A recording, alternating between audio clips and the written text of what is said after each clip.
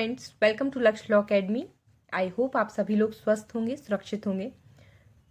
जैसा कि आप लोगों को पता है कि एमपी सिविल जज 2019 फेज 2 का एग्ज़ाम 20 मार्च 2021 में होने वाला है और हमारे इस एग्ज़ाम में 20 क्वेश्चंस जीके पोर्शन से आते हैं, जिसमें से 5 to 7 क्वेश्चंस जो है हमारे एमपी जीके से आते हैं। आज इस वीडियो में मैं आपके लिए एमपी जीके से रिलेटेड कुछ फैक्ट्स लेकर के आई हूँ। तो आज इस वीडियो में हम एमपी सिविल जज में आने वाले एमपी जीके से रिलेटेड जो क्वेश्चंस हैं उनको डिस्कस करेंगे। मध्य प्रदेश का जो ओवरव्यू है या मध्य प्रदेश का सामान्य परिचय से जो क्वेश्चंस आते हैं उनको हम देखेंगे। तो चलिए स्टार्ट करते हैं बिना टाइम वेस्ट किए हुए आज का हम ये वीडियो और जानकारी लेते हैं मध्य प्रदेश के सामान्य परिचय से संबंधित। चलिए स्टार्ट करते हैं। जैसा कि मैंने आपको पहले भी कई बार बताया है कि एमपी जीके के क्वेश्चंस को एग्जाम में अच्छे से सॉल्व करने के लिए बहुत ज़्यादा टेंशन वाली कोई बात नहीं है। आप कोई भी एमपी जीके की बुक जो मार्केट में अवेलेबल हो वो आप ले सकते हैं और उससे आप एमपी जीके के क्वेश्चंस को कवर कर सकते हैं। मैं आपको कुछ बुक्स के पब्लिकेशंस बता देती हूँ। जैसे आप चाहें तो अरिहंत का एक पब्लिकेशन आता है एमपी जीके का, वो ले सकते हैं।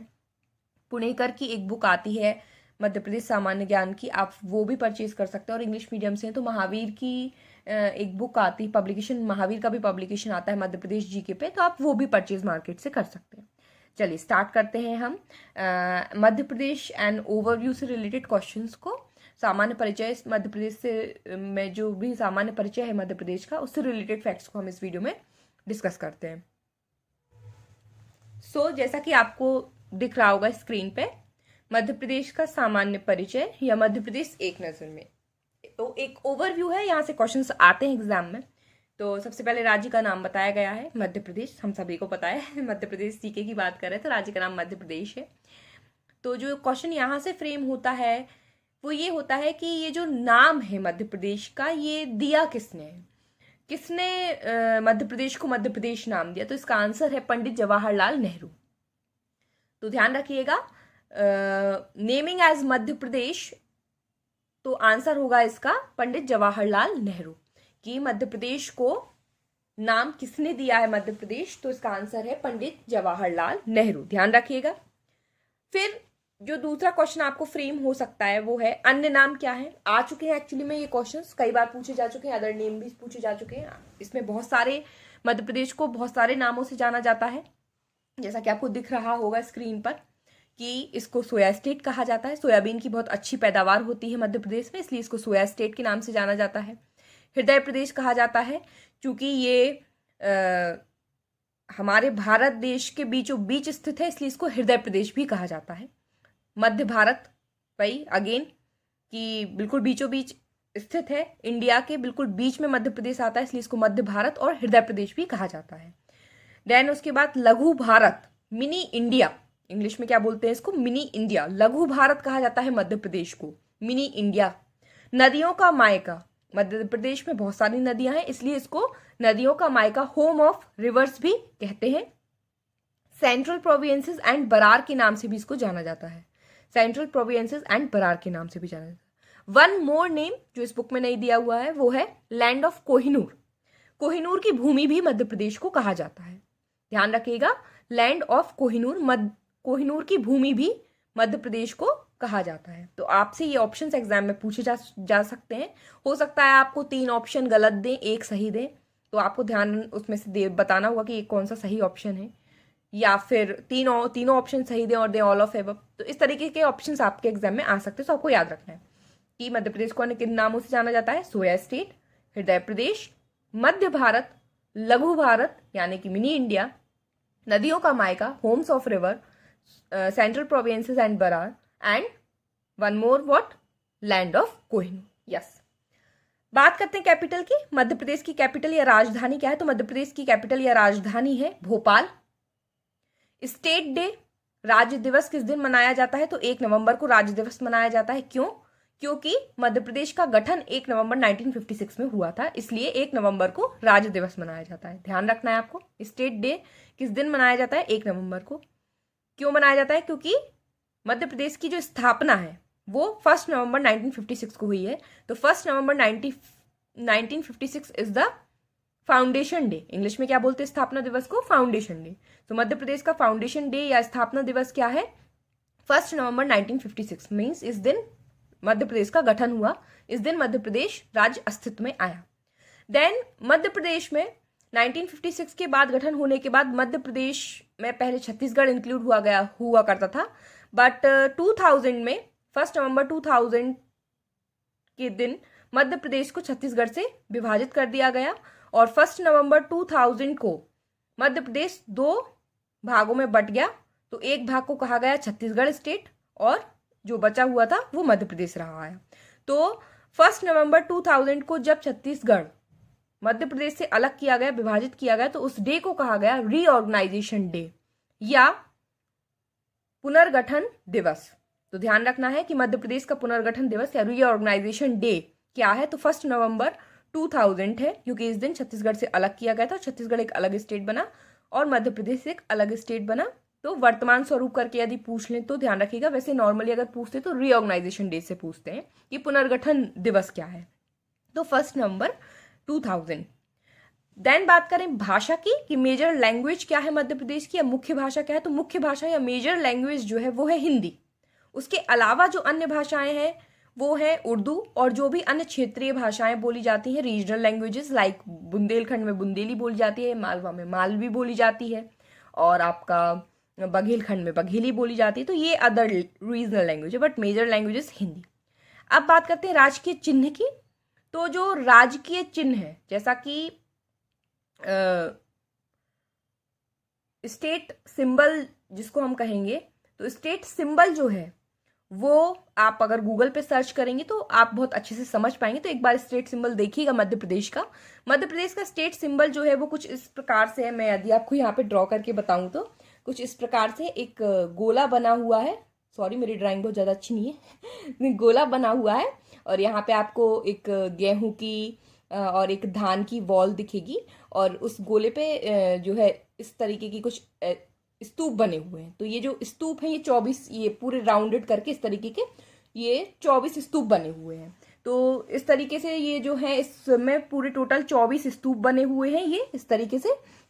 फिर उसके बाद ये सर्किल है और सर्किल के अंदर आकृति बनी हुई है और ये गेहूं की और धान की उसमें जो है बॉल टाइप की दिखाई गई है। तो ये जो है मध्य प्रदेश का चिन्ह है। तो आपको ध्यान रखना है, ये क्वेश्चन एक बार एग्जाम में आ चुका है कि जो मध्य प्रदेश का राजकीय चिन्ह है उसमें कितने स्तूप हैं। तो 24 स्तूप हैं उसमें। इंग्लिश में शायद इसको ये जो स्तूप है इसको बोला जाता है केम्स बोला जाता है, शायद CAIRNS, कैंट्स। ठीक है, तो ध्यान रखिएगा कि जो ये मध्य प्रदेश का राजकीय चिन्ह है इसमें टोटल कितने स्तूप हैं? तो इसमें 24 स्तूप है। अंदर क्या है? तो एक सर्किल बना हुआ है और इसमें गेहूं और धान की बालियां निकली हुई हैं, वीट और पैडी की जो है इसमें अंदर बालियां दर्शाई गई हैं। तो ये जो है इसका चिन्ह है, ध्यान रखिएगा। ठीक है, आगे बढ़ते हैं। नेक्स्ट अब हम बात करें तो आता है आपका कि राजकीय फल क्या है, पुष्प क्या है, पशु क्या है, पक्षी क्या है, ये सारी चीज। तो ये बहुत याद रखने वाली चीज है। कुछ भी पूछ सकते हैं, एक कोई भी पॉइंट आपसे पूछ लेंगे तो आपका 1 नंबर पक्का है। तो ध्यान रखना है। मध्य प्रदेश का जो फल है वो है आम, मैंगो। जो स्टेट फ्रूट है वो मैंगो है। स्टेट फ्लावर या राजकीय पुष्प जो है वो सफेद लिली, व्हाइट लिली है। राजकीय पशु या स्टेट एनिमल जो है वो बारहसिंगा है।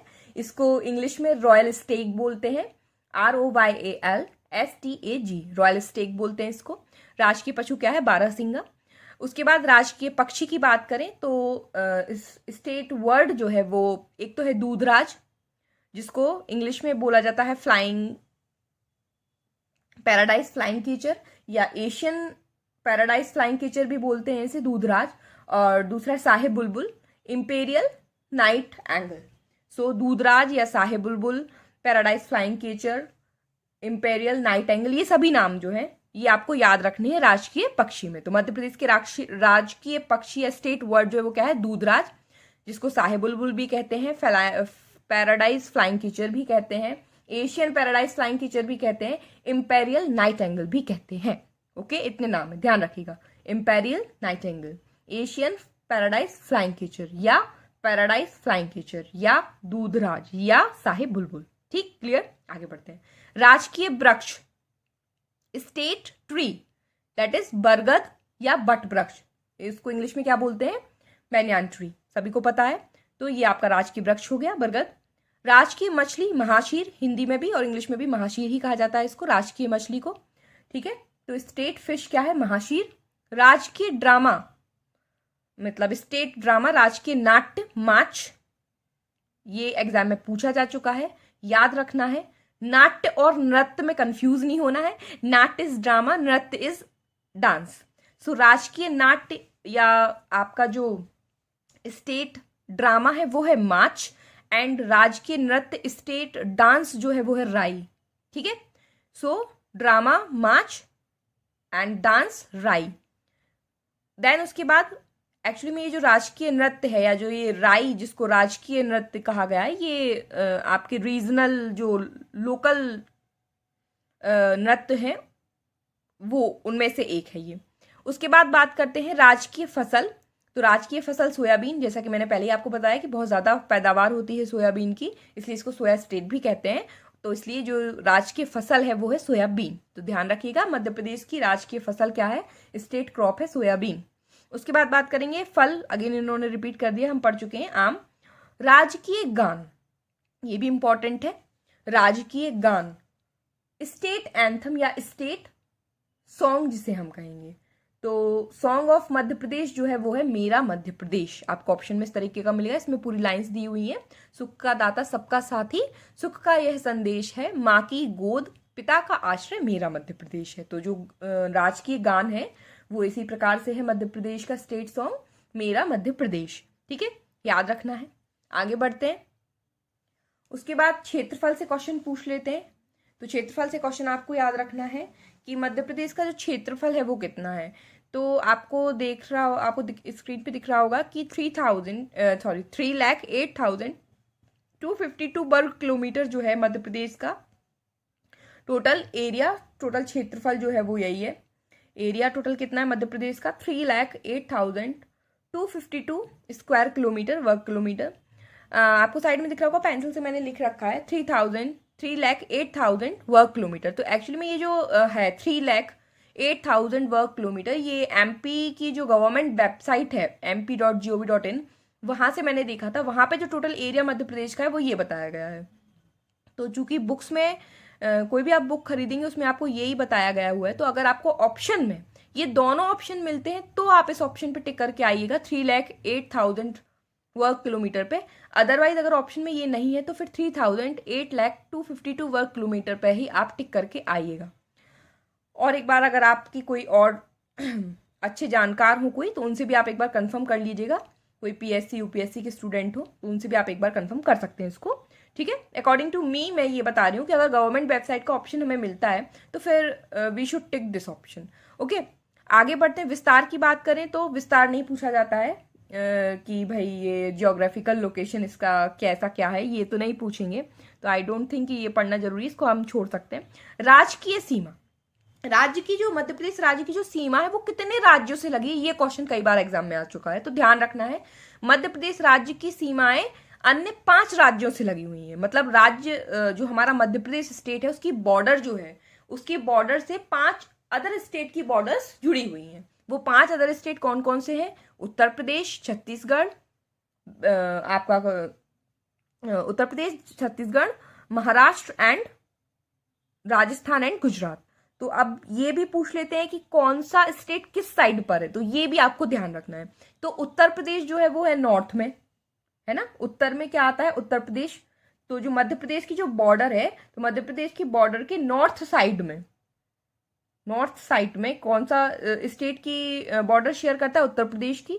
छत्तीसगढ़ जो है वो ईस्ट साइड पे है, महाराष्ट्र जो है वो साउथ साइड पे, नीचे साइड पे है, और गुजरात एंड राजस्थान जो है वो वेस्ट साइड पे है। तो ध्यान रखिएगा, Uttar Pradesh in north, Chhattisgarh in east, Maharashtra in south, Gujarat and Rajasthan in the west of Madhya Pradesh. तो ये क्वेश्चन कई बार आ चुका है। तो आई होप कि आपको ये वीडियो अच्छा लगा होगा। अच्छा लगा हो तो लाइक कीजिए, कमेंट कीजिए मुझे कि आप और इस तरीके के आगे वीडियो चाहते हैं तो मैं कंटिन्यू, अभी जितने भी दिन बचे हुए हैं 10-20 दिन, तो मैं ऐसे ही और फैक्ट्स आपके साथ शेयर करती रहूँगी। तो बताइए मुझे कमेंट करके कि आपको ये वीडियो कैसा लगा और क्या आप आगे कंटिन्यू चाहते हैं ये सीरीज़, तो फिर मैं आप लोगों के लिए कंटिन्यू करूँगी। और प्लीज़ ज़्यादा से ज़्यादा शेयर करें वीडियो को। Thank you so much. मिलते हैं नेक्स्ट वीडियो में, अगर आप लोगों का कमेंट आता है तो। तब तक के लिए बाय बाय, टेक केयर।